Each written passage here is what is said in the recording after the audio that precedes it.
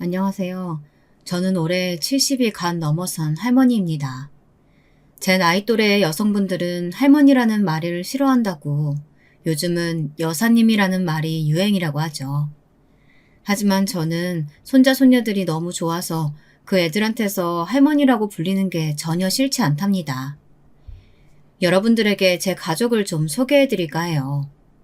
저는 몇 년 전에 남편을 먼저 하늘나라로 보냈고 슬하에 아들 둘에 막내딸 하나를 키워 다들 시집장가 잘 가서 일가를 이루고 잘 살고 있답니다. 손자도 첫째는 아들 둘, 둘째는 아들 하나 딸 하나, 그리고 막내딸은 외손주로 딸 하나를 낳아서 잘들 키우고 살고 있습니다. 제가 남편이 죽고 나서 혼자 살다 보니까 밤에 잠을 못 잘 때가 많거든요. 그래서 라디오를 틀어두고 자는 일이 많았는데 우리 큰손자가 라디오보다 재미있는 유튜브 채널이 있다고 해서 유튜브라는 것을 다운받아 봤답니다. 그러다가 옛날에 듣던 라디오 극장 같은 이 사연에 빠지다 채널을 알게 되어서 매일 밤마다 즐겁게 듣다 스르르 잠에 빠지곤 한답니다. 제가 이 채널을 좋아하는 이유는 각양각색의 사연들이 많아서이기도 한데요. 매일 다양한 사람들의 살아가는 이야기를 듣다 보니 저에게도 얼마 전에 그런 막장 드라마 같은 일이 일어났던 게 생각나서 이렇게 사연을 보내게 되었습니다. 70대 할머니 이야기라도 재미있을지 모르니까 끝까지 잘 들어주시길 바랍니다. 저는 가난한 시골 농부의 둘째 딸로 태어났습니다. 저의 부모님은 일제강점기 때부터 소작농으로 착취만 당하고 살아오셨어요. 그러다 해방이 돼서 일본인 부자들이 다들 본국으로 도망간 후 조그마한 땅을 가지게 되셨고 그 땅에서 농사를 짓고 사셨습니다. 그렇게 돈을 벌어 땅을 사고 또 사고 그렇게 하다 보니 어느새 땅 부자가 되어 있었다는 겁니다. 그러다 한참 대한민국이 개발될 때 제 부모님 땅의 일부가 고속도로가 뚫리게 돼서 그 보상금을 받아 전라도 나주 아시죠? 그 나주에서 알아주는 부자가 되셨다고 합니다. 그래서 저는 고등학교도 나오고 나름 그 동네에서 부잣집 딸로서 청소년기를 보내게 되었어요. 제가 어릴 때는 동네에 여고 나온 친구들이 3분의 1도 안 되었거든요. 그런데도 제 부모님들은 제가 공부를 좀 잘하는 게 보이니까 고등학교까지 마치라면서 등록금과 육성회비도 내주셨습니다. 지금 생각하면 옛날 어른들 치고는 굉장히 깨어 계신 분들이었죠. 고등학교를 졸업하고 저는 광주 시내에서 직장 생활을 했습니다. 작은 사무실에서 격리 일을 했는데요. 그러다 동네에서 선이 들어와서 부모님이 선이나 보라고 하셨습니다. 저는 주말에 고향으로 돌아가서 한번 선만 보기로 했었는데 그 자리에서 남편을 만난 거예요. 남편은 옛날 사람 같지 않게 키도 크고 덩치도 컸답니다. 처음 봤을 때 무슨 씨름 선수 같다는 생각이 들 정도였으니까요. 하지만 여자 앞에서는 말도 잘 못하고 얼굴만 붉히는 쑥맥이 따로 없었어요. 저는 그런 남편의 순수한 모습에 호감이 갔고 남편도 제가 마음에 들었는지 결혼을 약속했습니다. 저와 남편 둘 다 나주가 고향이어서 결혼식은 나주에서 하기로 했습니다.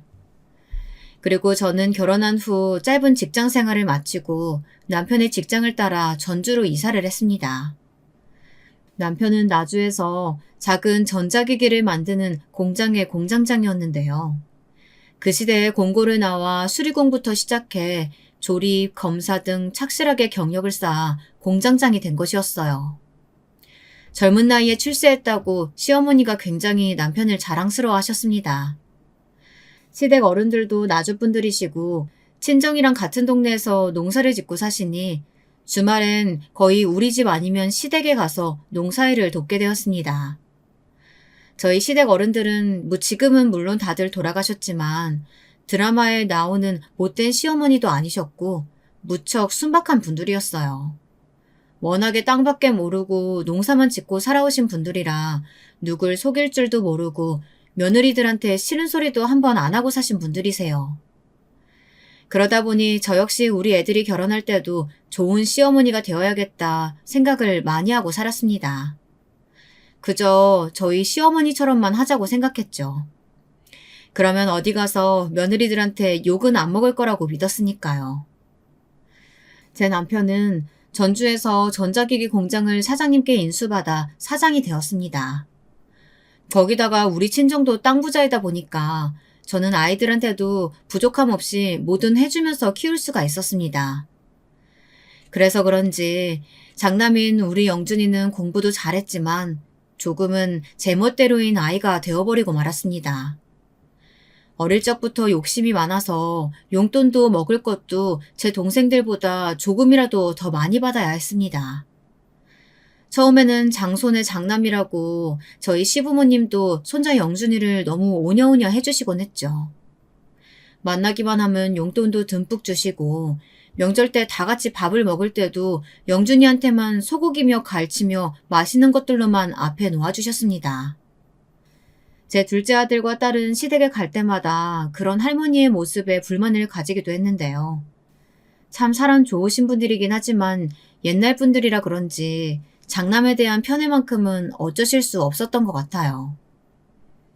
엄마, 할머니는 형만 좋아하시나 봐.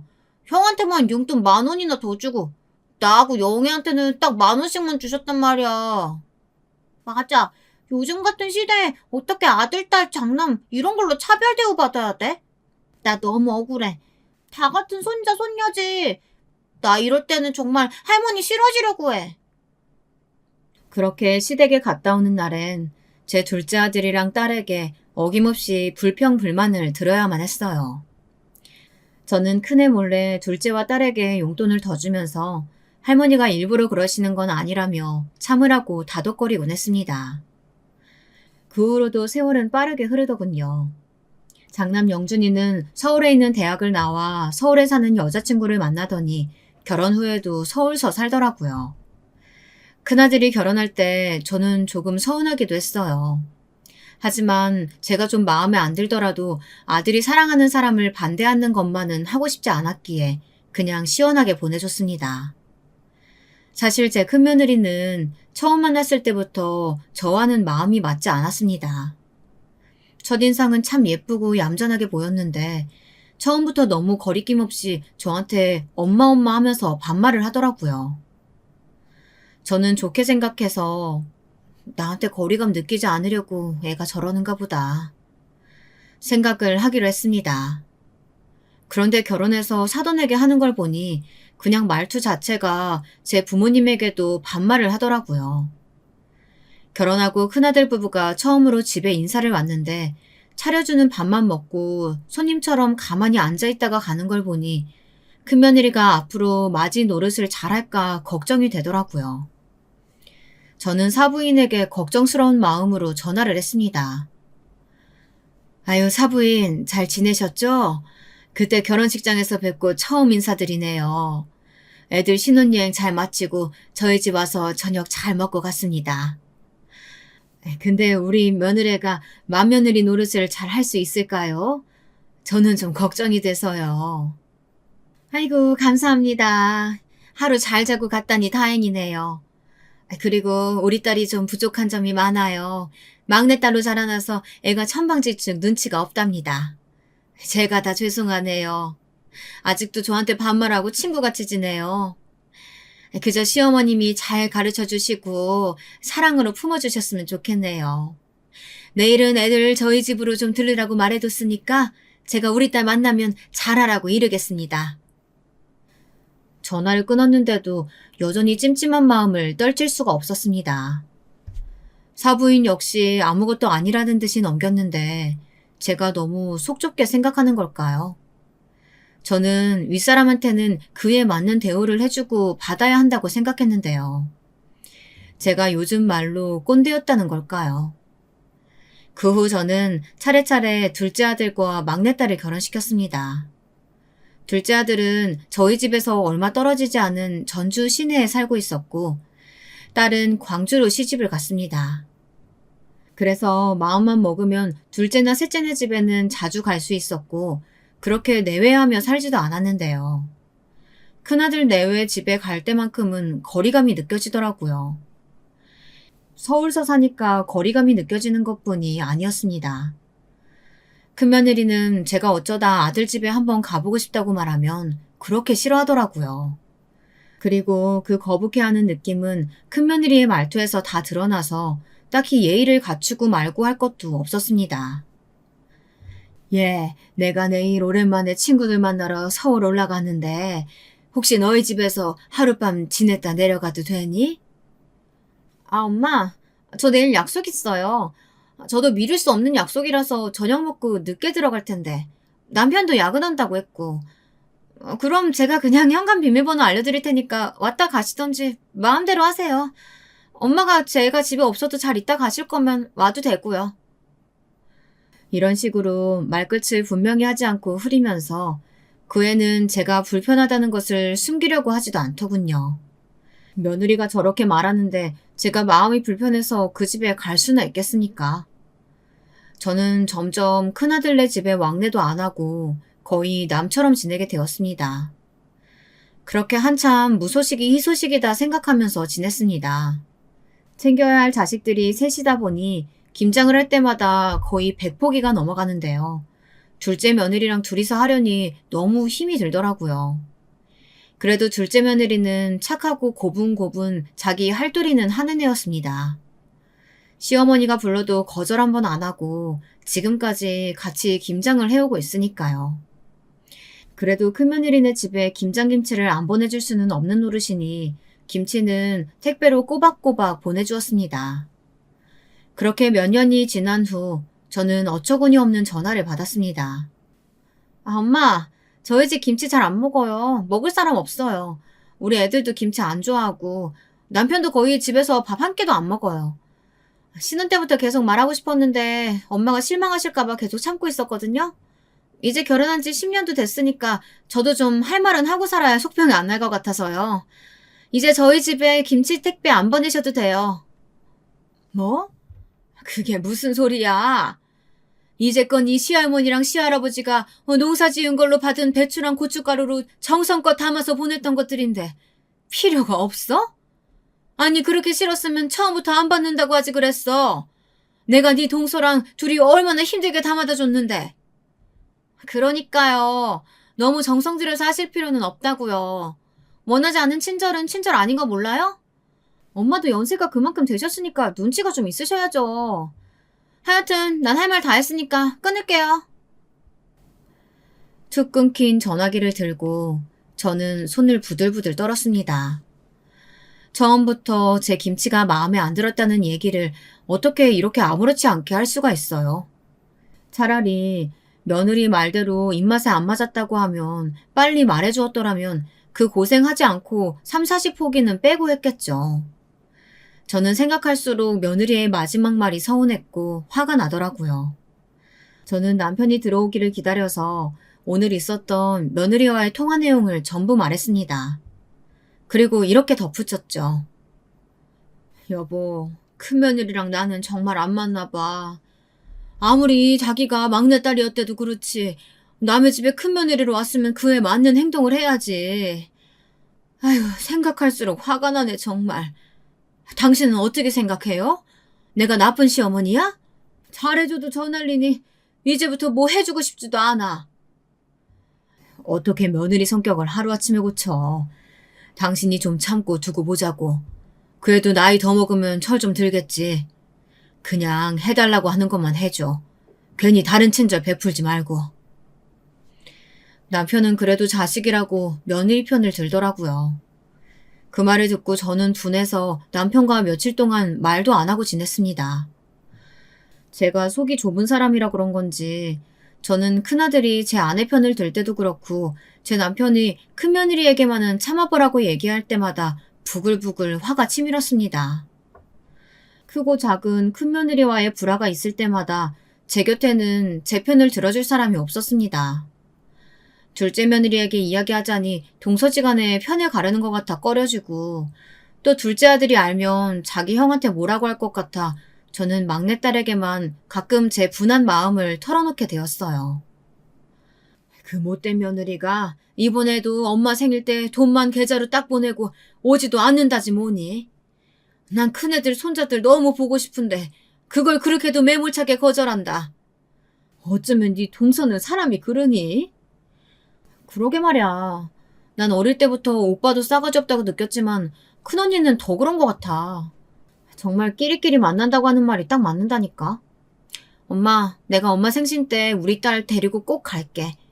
그 집 애들은 그래도 착한데 아주 부모가 못돼 빠져가지고. 그 집 부부랑 계속 말 섞고 그러지 마. 엄마만 상처받을 게 뻔하니까. 그래도 네 큰오빠인데 어떻게 그래. 큰오빠는 괜찮아. 그래도 걔는 가끔 회사 근처서 밥도 사주고 그러는데 며느리가 문제지. 그동안에 세월이 흘러 큰아들 부부는 다니던 회사를 나와 사업을 한다면서 그 당시 서울에서 유행했던 방탈출 카페라는 것을 하나 차렸습니다. 그때는 아직 남편이 살아있을 때였는데 장남이 대책 없이 퇴직을 해 혼자 사업을 한다고 하니 저희 부부는 걱정이 안 될 수가 없잖아요. 그래서 아들을 불러 물었습니다. 너 그 사업은 장래성이 좀 있기는 한 거야? 혹시 금방 망하고 뭐 그런 건 아니지? 사업체가 편의점도 아니고 처음에 잘 안 된다고 금방 말아먹고 그러면 안 된다. 알겠지? 이런 시기에는 무조건 버티는 사람이 이기는 거야. 알아요. 저도 다 알아보고 한 거고 오락신이나 PC방보다 방탈출 카페 같은 곳이 요즘 젊은 세대 사이에서 엄청 유행이래요.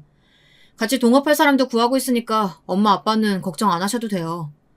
그것보다 제가 퇴직금 2억만으로는 좀 부족해서 그런데 아버지 돌아가시면 받을 유산 좀 미리 당겨서 받을 수 없어요?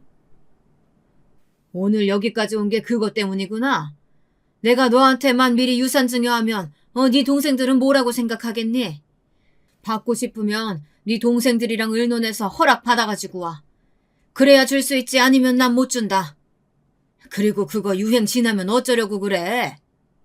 저는 큰아들이 한다는 그 카페에 대해선 아는 것이 하나도 없었고 남편은 걱정돼서 그런지 유선 증여를 쉽게 허락하지 않으려고 하더라고요. 저는 그래도 장남이 손 모아가며 부탁하는데 매몰차긴 거절하긴 좀 그랬어요.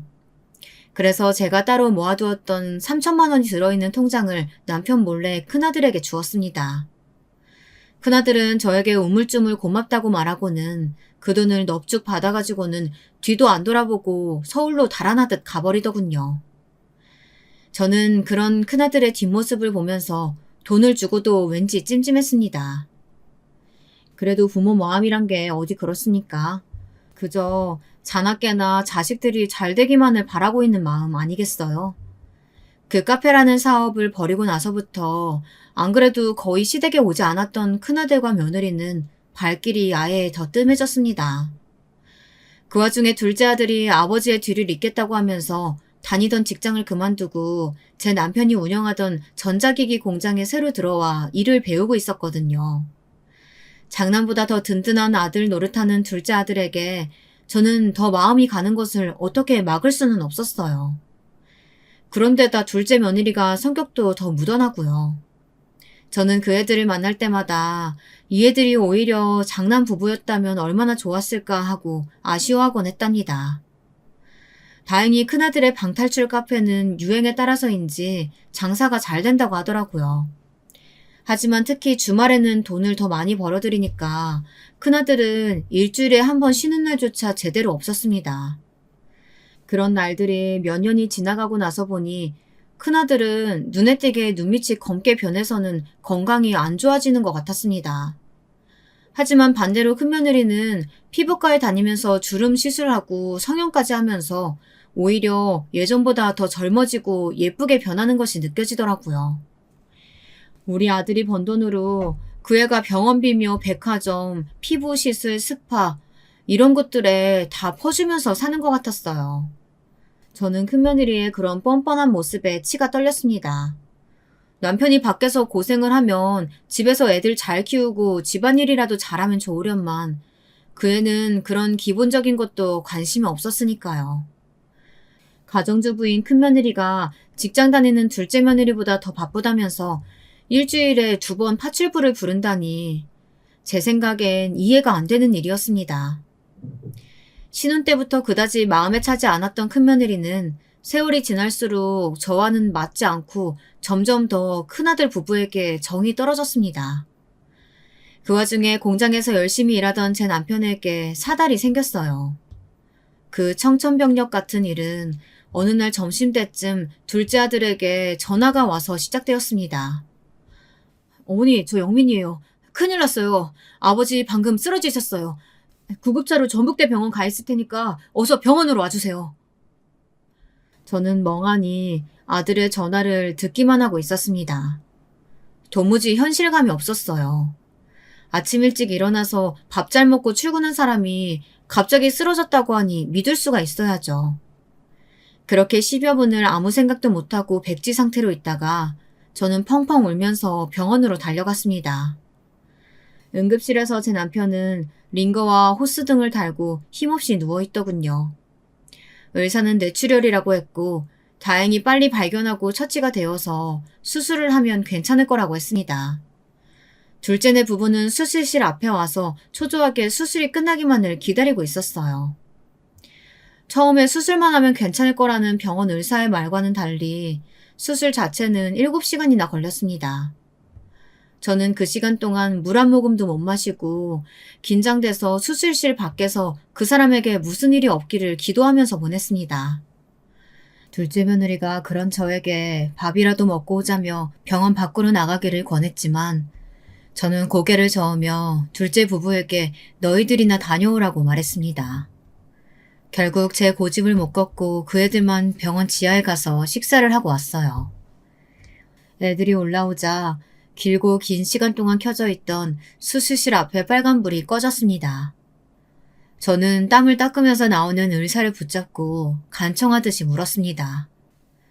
의사 선생님, 우리 남편 괜찮은 거죠? 처음에 응급실에서 그분은 어디 가시고 어쨌든 남편은 괜찮죠? 곧 깨어날 수 있는 거죠?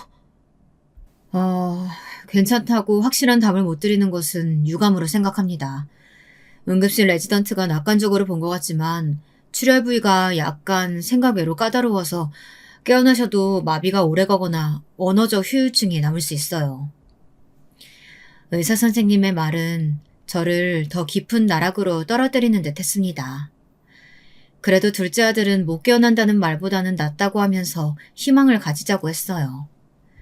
그리고 아들은 남편이 일반 병실로 올라가자 공장을 오래 비웠다면서 자기는 일터로 돌아갔습니다. 조용한 1인실 병실에는 둘째 며느리와 저만 남았습니다. 며느리는 저를 안타까운 눈으로 보더니 주머니에서 김밥 한 줄을 꺼내는 것이었습니다. 어머니, 마음 강하게 하셔야 돼요. 어머니도 이렇게 아무것도 안 드시면 쓰러질 수 있으세요. 그러니까 아버님 병실은 제가 있을 동안 어디 휴게실이라도 가서 이거 좀 드시고 누워있다 오세요. 먼저 쓰러지시면 안 되세요. 그래, 내가 애미답지 못하게 너한테 걱정을 끼치고 말았구나. 그럼 좀 부탁한다. 긴장이 풀렸더니 나도 힘이 하나도 없네. 고마워. 잘 먹을게. 며느리가 준 김밥을 받아들고 저는 남편이 누워있는 병실을 나왔습니다. 복도를 보니 사람들이 엄청 많았어요. 어딜 가서 이걸 먹나 하는 생각을 하다가 저는 문득 큰아들에게 전화를 해야겠다는 생각이 들었습니다. 아무리 바쁜 애라도 지 아버지가 쓰러졌는데 그래도 한 번은 다녀가야지 하는 생각에서요. 저는 그중 조용한 대합실에 앉아서 큰아들에게 전화를 걸었습니다. 원래 밤에도 바빠서 전화를 잘 안 받던 아이여서 끈질기게 걸고 또 걸었어요. 5번이나 새로 걸고 나서 큰아들은 겨우 전화를 받더군요. 어머니, 무슨 일이세요? 저 지금 바빠서 전화 길게는 못해요. 네 아버지 쓰러지셔서 수술 받았어. 내일은 그 가게 문 닫던지 누구한테 맡기고 좀 내려와 얼굴이라도 비치고 가라. 아버지 뇌출혈이었대. 네? 그러셨구나. 근데 어떡하죠? 내일도 여기 맡길 사람은 없는데. 영민이가 잘 모실 거 아니에요? 저 나중에 아버지 퇴원하시면 집으로 갈게요. 아니면 와이프한테 전화해보세요. 너는 장남이 돼가지고 그게 무슨 소리야. 아버지가 까딱하면 돌아가실 뻔했다고. 너는 너만 잘 살면 그만이니? 부모가 그렇게 우스워? 잠만 하지 말고 내일 당장 내려왔다가 가. 저는 화가 잔뜩 난 채로 통화를 끊고 나서 자리에 앉아 엉엉 소리를 내며 울어버렸습니다. 먹으려고 펼쳐놓았던 김밥은 몇 개는 바닥에 떨어뜨리고 남은 것들은 눈물이 묻어 먹을 수도 없었고요. 저는 어쩔 수 없이 김밥을 휴지통에 버리고 눈물 자국을 씻으러 화장실에 갔다가 아무 일도 없는 척하며 병실로 돌아왔습니다. 남편의 침대 옆에서 얼굴을 묶고 자고 있는 둘째 며느리가 문 열리는 소리를 듣고 부스스 일어났습니다. 어머님, 밥 드셨어요? 근데 큰형님 내외분께는 연락 안 해도 괜찮을까요? 그래도 아버님이 쓰러지셨는데 알려야 하지 않을까요? 네 아주버님은 그 카페인지 뭔지가 바빠서 못 오고 네 형님한테는 통화도 하기 싫어서 그냥 뒀어. 괜찮다. 어차피 서울에서 멀다고 핑계대고 오지도 않을 건데 뭐. 그래도 안 알리시는 것보단 말하는 게 낫잖아요. 어머니 여기서 쉬고 계세요. 제가 통화 좀 하고 올게요. 저렇게 말하는 둘째 며느리가 오히려 손이 똥서 같다는 생각에 저는 피식 웃었습니다. 아무리 봐도 부부끼리 닮는다고 둘째가 순박하고 착하니까 제 아내도 그런 애를 데려왔겠죠. 살면 살수록 첫째랑 둘째는 바뀌어야 하는 게 맞는 것 같았습니다. 아들도 며느리도 말이에요. 둘째는 어두운 얼굴로 돌아와서 제게 이렇게 말하는 것이었어요. 형님이 내일 무슨 병원인가 예약했다고 못 오고 대신 돈은 수술비에 보태라고 100만 원 정도 보냈다고 하더라고요. 이따 한번 확인해 보세요. 그런데 정말 아주버님도 너무하시긴 하네요. 형님 병원은 솔직히 뭐 피부과나 무슨 성형수술일 텐데 그런 건 나중으로 미뤄도 되는 거 아닌가 싶네요. 참 사람들이. 아무리 생각해도 저 역시 둘째의 말이 이치에 맞고 분별 있는 것 같았습니다. 부모를 그렇게 무시하고 부모답게 생각하지도 않는 그것들한테 정말 서운한 마음과 복수하고픈 마음이 반반이었습니다. 이번 일로 저는 남편이 일어나면 큰아들네한테는 한 푼도 유산을 물려주지 말자고 말을 하고 싶어졌어요. 혹시 남편이 오랫동안 깨어나지 못하거나 일어나더라도 정상적인 사고를 하지 못할 가능성도 있는 문제이기에 저는 정신을 바짝 차리고 남편의 재산이 어느 정도인지 한번 셈을 해보기로 했습니다. 일단 전주의 집과 공장이 그 사람 소유고 통장에는 10억 정도가 있었습니다. 현금이나 주식 같은 팔면 돈이 될 만한 것들을 합쳐서 산출해보니 남편의 총 재산은 16억 정도였습니다. 저는 남편이 가지고 있는 서재 내 금고 안에서 유언장을 꺼냈어요. 그것을 가지고 변호사를 찾아가 남편의 현재 상태를 말하고 현 시간부터 유언장 내용을 변경하고 공증하고 싶다고 말했습니다. 변호사는 본인이 아니면 좀 곤란하다고 말했지만 저는 변호사에게 강하게 제 의견을 말해주었어요. 큰아들 내외가 남편이 정신이 올바르지 않은 틈을 타서 전 재산을 빼앗갈 수도 있다고 말하면서 그렇게 되면 나는 길거리에 나앉으니 빨리 바꿔달라고 했습니다. 변호사는 여러 시간의 상담을 거친 후 드디어 제 소원을 들어주었습니다. 그렇게 유언장의 내용을 바꾸고 나서 저는 큰아들 내외에게 전화를 걸었어요. 다음 날은 일요일이라 큰며느리는 전화를 받더라고요.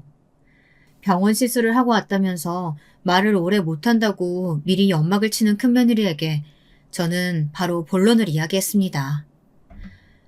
네 시아버지 상태가 좋지 않아서 내가 혹시 아버지 돌아가시고 나면 혼자 지내야 될 것 같구나. 그런데 영준이가 장남이잖니. 나는 혼자가 되면 도저히 전주에서 못 살 것 같아. 만약 아버지 돌아가시면 너희들이 서울집으로 나를 모셔주겠다는 계약서 쓰고 내 재산을 전부 물려줄게. 그러면 영준이가 하는 사업에도 훨씬 도움될 테고 이미 너희 애들도 고등학생이고 손도 안 가니까 며느리 너는 가만히 앉아서 큰돈 버는 거나 마찬가지 아니야? 내일까지 너희 둘이 의논해서 답을 줘라. 그럼 다음 주에 올라가마. 어머, 아버님 건강이 생각보다 심각하신가 봐요. 알겠어요. 애아빠 들어오면 의논해서 내일 다시 연락드릴게요. 걱정하는 척하는 큰며느리의 목소리에는 감출 수 없는 탐욕스러운 마음이 담겨 있는 것 같았습니다. 저는 장남 집에 갔다가는 얼마 되지 않아 알거지로 쫓겨나겠다는 느낌이 강하게 들었습니다. 저는 변호사에게 미리 받아온 가짜 계약서를 꼼꼼하게 읽어보았습니다. 그 내용은 대략 제가 서울의 큰아들네 집에서 죽을 때까지 지내는 동안 며느리가 정성을 다해 나를 모시고 나면 그 애들에게 재산의 3분의 2가 간다는 내용이었습니다. 나머지 부분은 둘째와 셋째에게 똑같이 나누어 주기로 했죠. 공장만 둘째가 물려받고요. 저는 그 애들이 얼마나 있다가 본색을 드러낼까 생각하니 등골이 오싹하면서도 얼른 애들의 속마음을 알고 싶다는 생각도 동시에 들었습니다. 제발 그 애들이 제가 생각하는 것만큼 막장 패륜하는 아니기를 빌고 또 빌었습니다. 병원에 돌아가니 아직도 둘째 며느리는 성실하게 자리를 지키고 있더라고요. 저는 며느리를 집으로 돌려보낸 다음 집에서 미리 가져온 담요를 덮고 남편의 곁 간이 침대에서 잠을 청했습니다. 남편의 느린 숨소리는 하루 종일 긴장의 연속이었던 저에게 자장가처럼 들렸어요. 저는 오랜만에 라디오를 틀지 않아도 꿀잠을 잘 수 있었습니다. 다음날 저는 둘째 며느리에게 오늘은 쉬라고 말한 뒤 딸을 불렀습니다. 딸은 걱정스러운 얼굴로 남편의 병실에 와서 링거를 주렁주렁 단 남편의 얼굴을 보자 눈물부터 흘렸습니다. 저는 딸에게 남편을 잘 부탁한다 말한 후 병원 밖에서 큰며느리에게 전화를 걸었습니다. 어때? 어제 말한 건 애비랑 의논해 봤니? 내가 오늘 변호사 만나서 너희 아버지 유언장이랑 효도 계약서 가지고 출발하려고 하거든. 그러니까 서울 터미널로 나 좀 데리고 나와줘라. 네, 영준 씨가 그런 일이라면 어머니 얼마든지 모시자고 이야기하더라고요. 몇 시쯤 버스로 도착하실 것 같으세요? 제가 차 가지고 갈게요. 지금 출발하면 내가 오후 3시쯤 도착할 것 같으니까 시간 맞춰서 나와 있으면 내가 전화하마. 알겠지? 네, 알겠어요. 조심히 오셔요, 엄마. 아버지가 쓰러지셔서 아직도 정신을 못 차리는 와중인데 큰며느리는 시아버지의 안부도 묻지 않고 자기 할 말만 하는 것이 썩 마음에 들지 않았습니다. 어차피 그 애들이랑 아예 연을 끊기로 생각하고 만나러 가는 것이니 차라리 속이 시원했습니다. 이번 일로 장남 부부의 민낯을 알게 되면 국물 하나도 그 애들 위에 남겨주지 않으리라 결심했어요. 저는 전주터미널에서 가장 빨리 서울로 가는 버스를 탔습니다. 서울터미널에 도착하니 사람들은 많은데 며느리의 전화는 아직 없었어요. 저는 가슴이 두근거리면서 며느리가 꼭 저를 데리러 오기를 바랬지만 제가 아무리 전화를 하고 문자를 보내도 며느리에게서는 답이 없었습니다. 3시에 터미널에 도착해서 저녁 6시가 되도록 결국 큰며느리는 오지 않았습니다. 이런 결과를 머릿속으로는 예상하고 있었지만 막상 당하고 보니 슬프고 화가 나서 견딜 수가 없었어요. 처음부터 내 말을 믿지 않은 것은 물론이고 며느리도 꼭 나올 것처럼 속이고 서울 지리도 잘 모르는 나를 엿먹이려고 이 시간까지 아무런 답도 없는 게 틀림없었습니다. 저는 결국 다시 전주로 가는 표를 사 버스에 몸을 실었어요. 저도 모르는 사이에 눈에서 눈물이 흘러내렸습니다. 제 옆에 탄 10대로 보이는 학생이 저에게 괜찮으시냐고 조심스럽게 묻더라고요. 저는 그 애가 걱정할까 얼른 눈물을 닦고 자는 척을 했습니다. 다시 집으로 돌아오니 맥이 탁 풀려서 저는 힘없이 소파에 누웠습니다. 그래도 결말이 폐륜은 아닐 거라고 믿었던 장남과 큰며느리에 대한 배신감에 온몸이 욱신거리고 아파왔죠. 밤이 되어서도 큰며느리에게는 연락 한 통도 없었습니다. 저는 도저히 그 애한테 먼저 연락을 하고 싶지가 않았어요. 그래서 며칠간 한마디도 안 하고 끙끙 앓고 있었습니다. 그래도 병원에 있는 남편을 돌보기는 해야 하니 둘째 며느리와 딸과 번갈아서 남편의 병상을 지켰습니다. 남편의 수술 후 일주일이 지났지만 남편은 아직 의식이 없었어요. 바이탈도 안정되고 숨도 잘 쉬고 있었지만 의식만은 깨어나지 않고 있었습니다. 뇌사 상태도 아닌데 이상한 일이라며 의사 선생님들은 이런 상태가 계속되면 진짜 뇌사로 갈 수 있다고 청천벽력 같은 소리를 하는 것이었어요. 둘째에게 의사의 말을 전했더니 걱정이 되었는지 좀 더 큰 서울의 병원으로 옮겨보자는 의견을 내놓았습니다. 공장은 며칠간 다른 사람에게 맡기고 서울의 큰 병원을 알아보고 아버지를 옮겨 더 좋은 치료를 받게 하자고요. 그러면서 둘째가 직접 형에게 전화를 해보겠다고 하더라고요.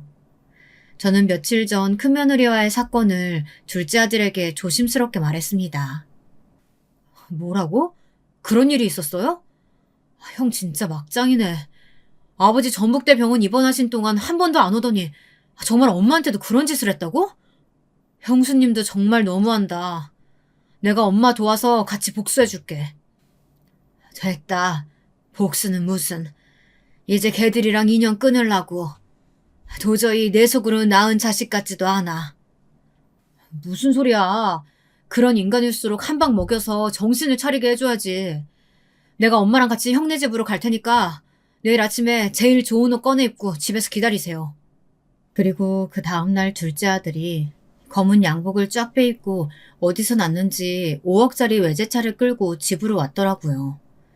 저는 세상 태어나서 그런 차는 처음 보는지라 눈이 휘둥그레졌습니다. 아니 너 이런 번쩍거리는 외제차가 어디서 났어? 설마 너 이거 산 거 아니지? 아 설마 엄마. 내가 하루아침에 이런 차를 어떻게 사요. 고등학교 동창놈이 가지고 있는 건데 내가 어젯밤에 전화로 사정사정해서 빌린 거야. 형 기 죽여놓으려면 이런 것 좀 필요할 것 같아서요. 아 엄마는 옷이 이런 거밖에 없어? 완전 시골 아줌마스럽잖아. 안 되겠다. 백화점 가자. 형네 집에 가기 전에 엄마 옷부터 사야겠다. 둘째는 그 비싼 외제차에 저를 태우고 전주에서 제일 큰 백화점으로 데려갔습니다. 그리고 100만 원이 넘는 옷을 사주었습니다. 저는 큰애 부부에게 보이려고 이런 낭비를 해야 하는 건지 제가 하려고 하는 일이 과연 필요한 건지 의심이 들었습니다. 제가 옷값이 걱정되어 둘째한테 그만하자며 거절을 했지만 둘째는 아무 말 말고 이런 때에 옷 얻어 입으라고 하면서 이 정도 옷은 사줄 능력 된다고 자기만 믿으라고 하더라고요. 아들이 골라준 그 옷은 비싸서가 아니라 제 마음에 꼭 들었습니다. 왜냐하면 둘째 아들이 사준 옷이기 때문이죠. 저는 이것저것 재지도 따지지도 않고 제 편을 들어주는 아들에게 든든함과 고마움을 느꼈습니다. 둘째 아들과 함께 장남의 집으로 찾아가는 동안 저는 차 안에서 내내 기분이 좋아 커피도 마시고 잠도 설핏 들었다가 일어나고 했습니다. 드디어 서울에 도착해 찾아간 장남의 집은 한강이 보이는 꽤 넓은 평수의 아파트였어요. 처음 결혼했을 때는 서울 변두리에 있는 작은 국민형 주택이었는데 그동안 돈을 좀 벌긴 했는지 새로 지은 브랜드 아파트에 살면서 그때까지 부모도 형제도 한 번도 초대하지 않았다고 생각하니 새록새록 큰아들에 대한 야속한 마음이 생기더라고요. 둘째 아들은 첫째의 집 앞에서 형에게 전화를 걸었습니다. 제가 전화했을 때와는 달리 제 동생의 전화는 그래도 빨리 받더라고요. 아, 형, 나 영민인데 지금 형네 집 앞에 와 있어. 오늘 형 그 방탈출 카페 문 닫고 집에 있는 거 다 아니까 이 문 열지? 큰아들은 현관문을 열더니 놀란 눈으로 번쩍이는 새 옷을 입은 저와 둘째 아들을 번갈아 가면서 바라보았습니다. 아, 갑자기 이렇게 불쑥 찾아오면 어떡하냐? 아무리 가족끼리여도 그거 실례인 거 알아? 내가 어제 엄마한테 너무 황당한 말을 들어서. 좋은 말 할 때 이거 열지. 집에 좀 들어가서 얘기하자. 안 그러면 현관 앞에서 소리 지른다. 둘째 아들의 무서운 얼굴과 으름장에 놀랐는지 큰아들은 문을 열고 우리들을 맞아들였습니다. 둘째 아들은 들어오자마자 소파에 퍼질러 앉아 제 형수를 부르더니 커피라도 가져다 달라고 명령하듯 말했습니다. 큰며느리는 안방에 있다 깜짝 놀라 밖으로 나와서 표독스러운 표정을 지으면서 소리쳤어요. 아니, 이렇게 불쑥 찾아와서 커피를 달라고요? 시동생은 예절도 없어요? 어머니도 그렇고요. 형하고 형수한테 이렇게 불손하게 대하는데 왜 안 말리시는 거예요? 똥 묻은 것이 겨 묻은 거 나무란다더니 딱 그 짝이었습니다. 저는 화가 나서 벌떡 일어나 큰며느리한테 손을 휘두르며 소리쳤습니다. 예, 네가 그런 말 할 처지라도 되는 줄 아니? 일주일 전에 그렇게 철석같이 마중 나온다고 하더니 나오지도 않고 내 전화도 문자도 씹고 너야말로 버릇없이 이 CM이 고려장 하는 거 아니야? 내가 너 찾겠다고 거기서 서울터미널에서 헤맨 것만 생각하면 아직도 이가 갈린다. 내가 오늘은 효도 계약서고 뭐고 다 엎어버리려고 찾아온 거니까 이참에 아예 모자지간에 연도 끊자. 아니 어머니 그게 무슨 말씀이세요? 그날 안 오신 거 아니었어요? 저는 이 사람한테 터미널에서 어머니 못 봤다고 얘기 들었는데. 당신 도대체 어떻게 된 거야? 그나들은 제 아내를 쳐다보더니 의아한 표정으로 물었습니다. 그러자 큰며느리는 갑자기 안절부절 못하면서 손을 달달 떠는 게 아니겠습니까? 아니 그게 아니고 사실은 그날 제가 다른 큰일이 생겨서 터미널에 못 갔어요. 어머니 죄송해요. 그 후에 전화하려고 했는데 도저히 죄송해서 전화를 못했어요. 그 말 같지도 않은 소리 하지 마라. 그 후에 일주일이나 전화할 시간이 있었는데 한 통도 연락 안 한 건 너잖아. 내가 먼저 어떻게 전화를 하니? 내 며칠 동안 얼마나 자존심 상해서 끙끙 앓았는지 알아? 너희들 같은 나쁜 새끼들은 앞으로 살면서 보고 싶지도 않고 더 볼 일도 없다. 그러니 아버지 돌아가셔도 너희들 유산 한 푼도 받을 생각하지 마. 엄마가 하고 싶은 말은 이것뿐이야. 저는 마루에 있는 탁자에 가짜 서류를 던지듯 내려놓았습니다. 큰아들은 그 서류의 내용을 인상을 찌푸리며 읽어보더니 갑자기 제 발목을 잡으면서 매달렸습니다. 엄마, 나 좀 살려줘요. 안 그래도 지금 좀 사업자금 필요해서 집담보로 대출 받으려고 했어요. 내가 아버지 서울에 있는 큰 병원 모시고 엄마도 우리 집으로 모실 테니까 이 유언장이랑 효도 계약서 사인하게 해주시면 안 될까요? 제가 그날은 잘못했어요. 네? 어머니, 이제라도 저희 집으로 오세요. 제가 잘 모셔드릴게요. 아버지 유산 중에 10억만 미리 증여해 주시면 제가 어머니 돌아가실 때까지 계속 잘 모실게요.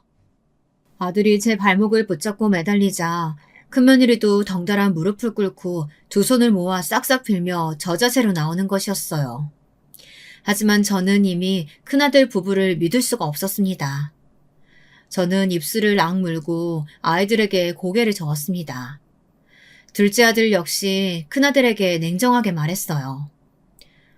어머니가 일주일이나 형수님한테 푸대접 받은 걸로 끙끙 앓으셨어.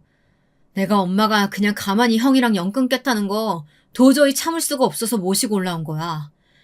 이제부터 내가 아버지 병원도 서울로 옮기고 어머니도 내가 모실 거야.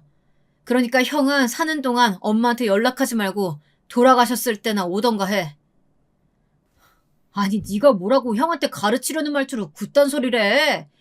나 네 형이야.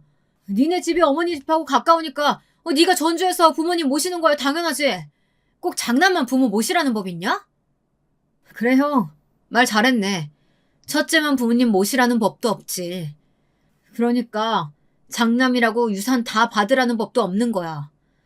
유산 받고 싶었으면 애초에 처음부터 잘했어야 되는 거 아니야? 형 네가 처음부터 싸가지 없게 나왔으니까 엄마도 속이 상해서 이러시는 거잖아. 부모가 얼마나 열이 받았으면 먼저 연을 끊자고 나오겠냐? 나중에 큰 조카가 형네 부부 못 모시겠다고 하면 기분이 어떨지 형 너도 한번 생각을 해봐라. 둘째 아들의 그 말을 끝으로 저는 큰애 부부 눈앞에서 가짜 효도계약서를 찢었습니다. 이제는 더 이상 기회는 없을 거라는 제 나름대로의 의사표현이었습니다. 제 성격을 잘 아는 큰아들은 망연자실해서 마룻바닥에 주저앉았습니다. 하지만 큰며느리는 제 허리를 잡고 아직도 포기할 기색 없이 계속 변명을 중얼거리고 있었죠. 엄마, 저 한 번만 용서해주세요. 사실 저희들 다른 사업하려고 생각하고 있었거든요. 그 돈 꼭 필요한 상황이란 말이에요. 네? 제가 아무리 잘못했어도 지금부터 잘하면 되잖아요. 그 기회라도 주셔야죠. 엄마 너무 냉정하신 거 아니에요? 됐다. 이제 버스 떠났어. 그럴 생각이 있었으면 그날 버스 터미널에 나왔어야 했어. 네가 급했던 그 일이 뭐였는지 모르겠지만 부모와의 약속 어기고 잠적할 만큼 중요한 일이었는지 네가 스스로 생각해봐라.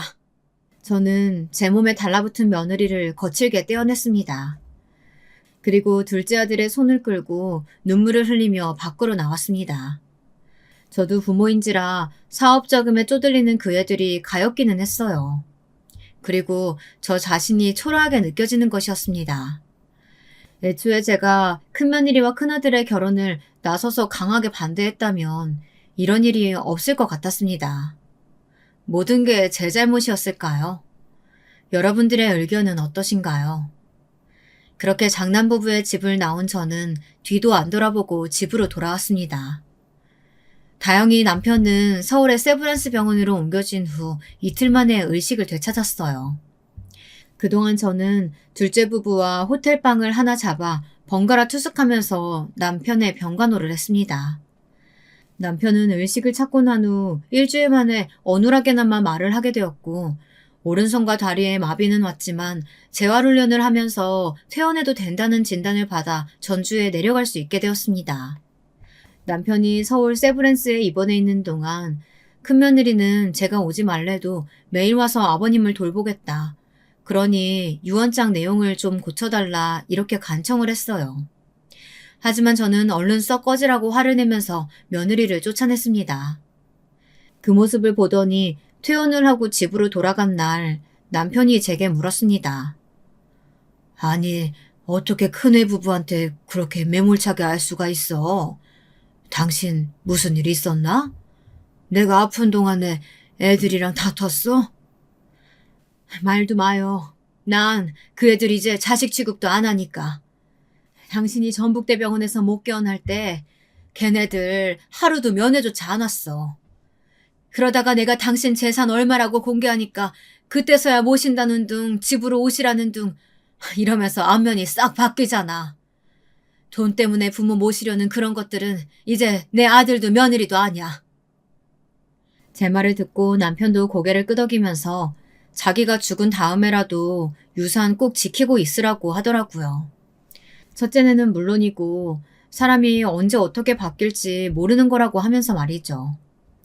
그러나 둘째 아들은 제가 유산 공개를 하기 전에도 저한테 진심으로 잘 대해줬고 둘째 며느리도 남편이 병상에 누워있을 때 거의 매일같이 찾아와 병간호를 했다고 했더니 그래도 한 놈만 나쁜 놈이라 다행이라고 우리가 자식 농사를 완전 망치지는 않은 거라며 저를 위로해 주었습니다. 병원에서 퇴원한 후 남편은 저를 의지하면서 집에서 요양을 했습니다. 저는 이제 얼마나 남편의 얼굴을 볼지 모른다는 불안감에 하루하루 잘해주려고 노력하고 있어요. 둘째네와 딸도 주말에는 다른 약속 같은 걸 잡지 않고 우리 집으로 와 다 같이 한 끼라도 챙겨 먹고 손자 손녀들도 일부러 데려와서 보여주려고 노력을 했죠. 그렇게 1년이 지나자 남편은 어느 날 갑자기 신부전으로 세상을 떠났습니다. 저는 너무나 슬펐지만 그래도 말년에 가족들에게 둘러싸여 살다 갔으니 여한은 없을 거라고 믿고 싶습니다. 남편의 장례를 치르던 날 첫째 아들네는 가족 모두 서울서 내려와서 저한테 다시 무릎을 꿇었어요. 손님들 치르기도 힘들어 죽겠는데 이 애들은 도대체 아직도 돈밖에 관심이 없나 한심한 생각만 들었습니다. 엄마, 이제 제발 마음 좀 돌려주세요. 처음에 이 사람한테 말씀하셨다면서요. 아버지 돌아가시면 도저히 전주서 못 사신다고. 죽을 때까지 저희랑 사신다고 말이에요. 저 진짜 아버지 유산 필요해요. 네? 제발 다시 한 번만 생각해 주세요. 어머니, 저 진짜 그동안 반성 많이 했어요. 그러니까 유산 좀 나눠주세요. 네? 10억만 주시면 제가 정말로 잘 모실게요. 도대체 지금 와서 이것들은 왜 이런 진상짓을 하는 것인지. 저는 그 속셈이 뻔히 보였지만 일부러 굳게 입을 다물고 밥이나 먹고 가라고 하면서 큰아들 부부를 장례식 끝나자마자 서울로 쫓아내 버렸습니다. 이제 나한테 아들은 영민이뿐이야.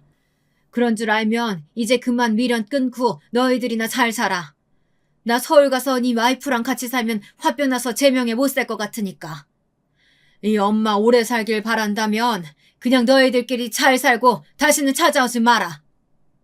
큰아들 부부는 이렇게까지 비는데도 용서해주질 않는다며 엄마 너무 독하다고 기어코 성을 내며 서울로 올라갔습니다. 이제 첫째네 손주들까지 못 본다고 생각하면 눈물이 나서 견딜 수 없었지만 그 애들도 이미 다 장성하고 나니 제 부모가 할머니에게 못된 짓 한 건 알았나 봅니다. 인연을 아예 끊지 않고 가끔 할머니 집이라고 찾아오더라고요. 그런 손주들에게는 아직도 고맙고 그 애들이 짠한 생각 들어 용돈도 주고 맛있는 것도 해주면서 살고 있습니다. 부모가 되어서 웬만하면 자식들을 용서해줘야 한다고 말하는 제 또래 청취자분들도 계실지 모르겠습니다. 하지만 제가 그날 서울 터미널에서 느꼈던 심정을 생각하면 저는 제가 독하다고 생각하지 않습니다. 큰아들 부부는 마지막 기회를 버렸고 저는 그때의 트라우마 때문에 다른 지역에 갈 일 있으면 고속버스를 이용하지 못하고 꼭 둘째 아들한테 부탁해 차를 타고 가야 하게 되었거든요.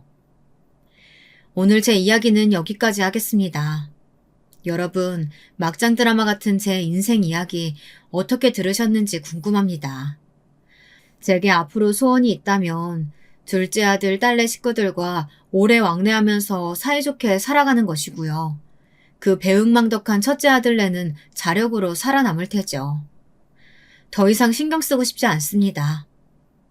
저의 긴 글 읽어주신 여러분들 감사합니다. 더운 여름 건강히 보내시길 바라겠습니다.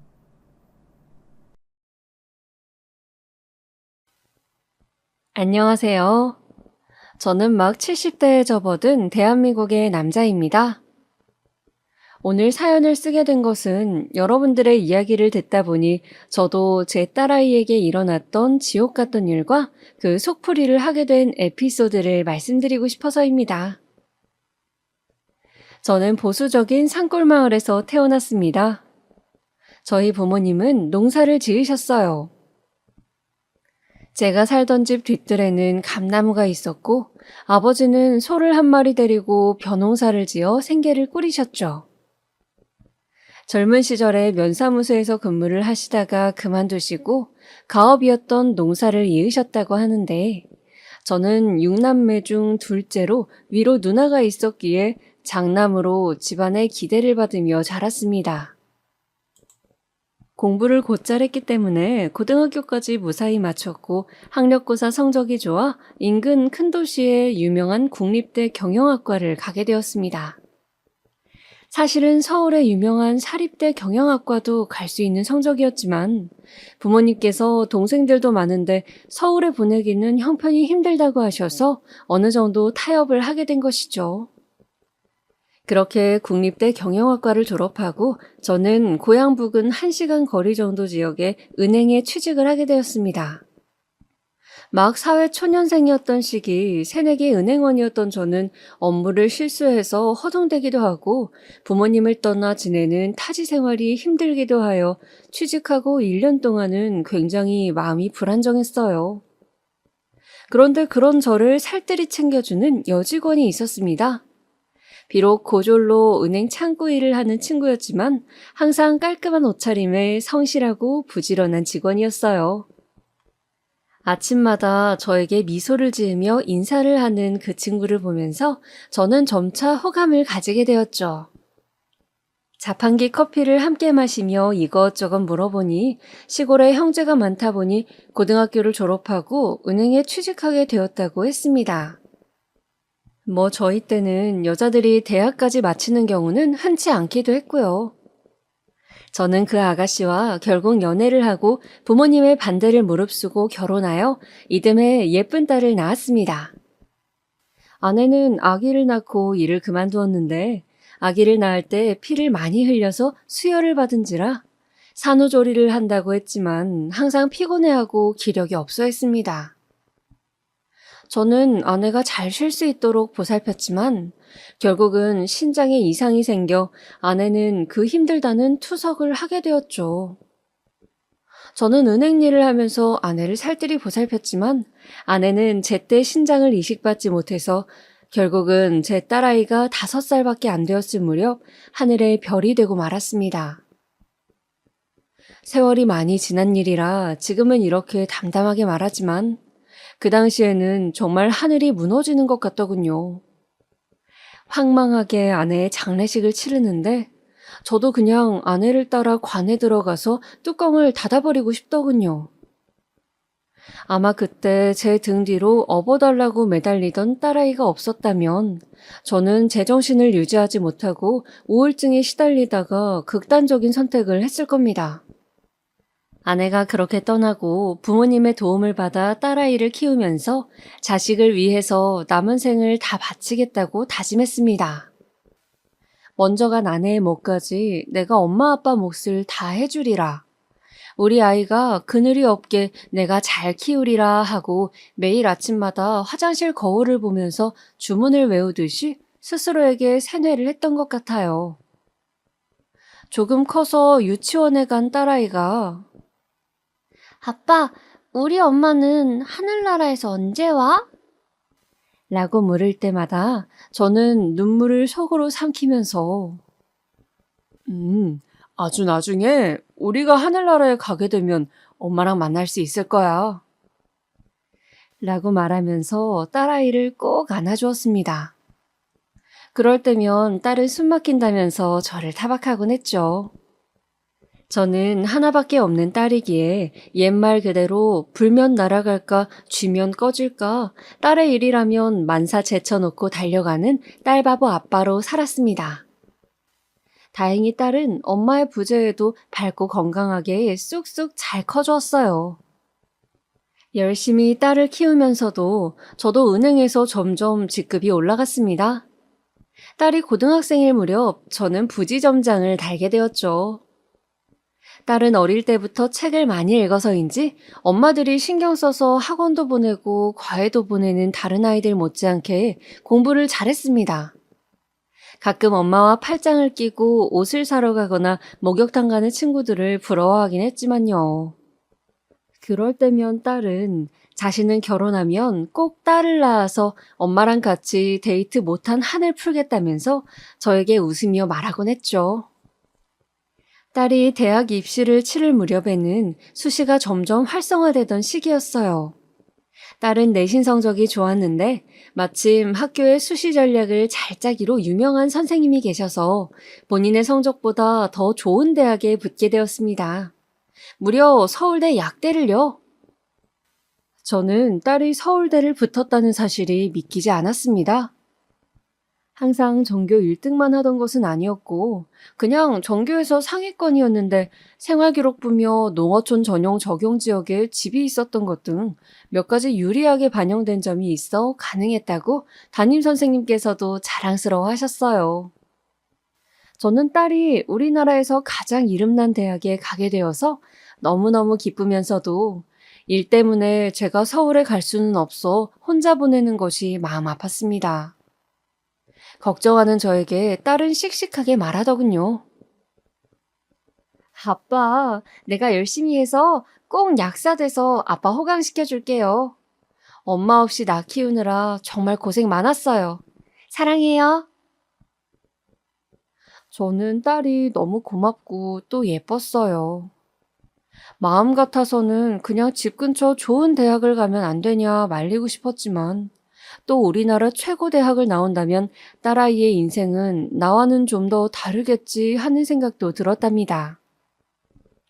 그래서 결국 저는 서울로 딸을 보내고 말았죠. 처음 며칠은 딸을 떠나보내고 너무너무 외로웠지만 시간이 지나니 오히려 제 시간도 많아지고 홀가분하기도 했어요.